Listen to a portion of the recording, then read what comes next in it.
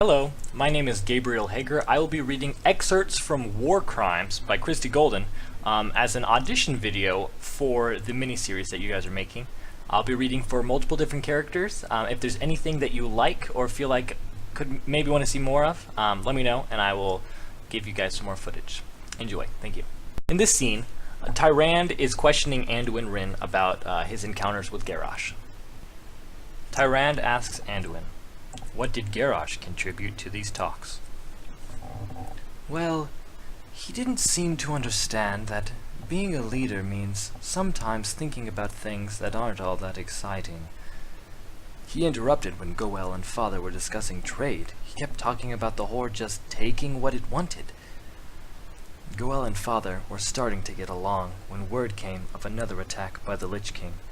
They agreed it needed to be addressed, but were planning on resuming the conferences. But then, we were attacked by agents of the Twilight's Hammer cult. It all fell to pieces after that. Of course, that's just what the cult intended. They broke the attack down by races.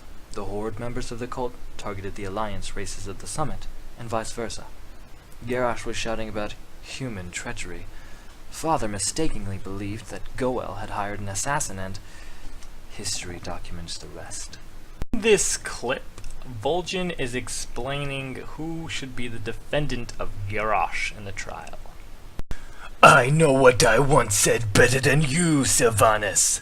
And you were not the one being left for dead with a slashed throat. I know what all of us here have suffered under his rule. But I also know that the Celestials be looking for as close to a fair trial as mortal beings can give. I think there be only one proper choice for the job.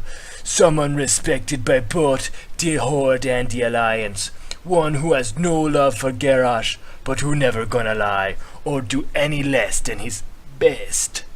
In this short clip, Lor'themar is convincing Bane that he should be the defender. "Me," bellowed Bane, "by the Earth Mother, Garrosh slew my father." "You make the war chief's point for him. Despite the wrongs Garrosh has done you personally, you were loyal to the Horde until such a time as you believed he was harming it as well. The Alliance has plenty of spies, and you have a good history with the Lady Proudmoore." Wrathion approaches Anduin during a respite in the trial. Anduin asks, "Where are left and right, your bodyguards?" I gave them the evening off. I came to see if you were all right after the rousing adventure that was today's testimony. I am quite prepared, or was rather, to break you out of prison if your father was so inclined as to put you there.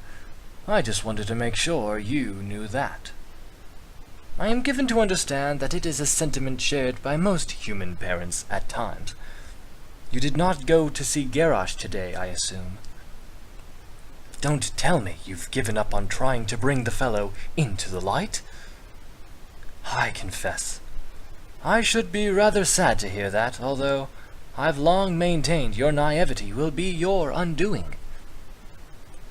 A flashback, Restylon is explaining to Durotan and Orgrim that how they hide the Draenei area.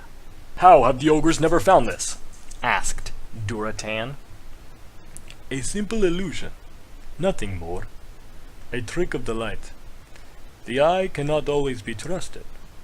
We think what we see is always real, that the light always reveals what is there the same way at all times.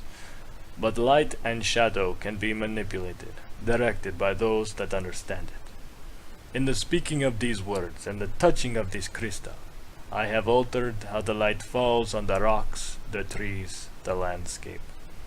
And so your eyes perceive something entirely different from what you thought was there. Come, my new friends. Come where none of your people have ever been before. Walk down the roads of my home." Karaz is explaining his invention, the Vision of Time. Tinkering, yes.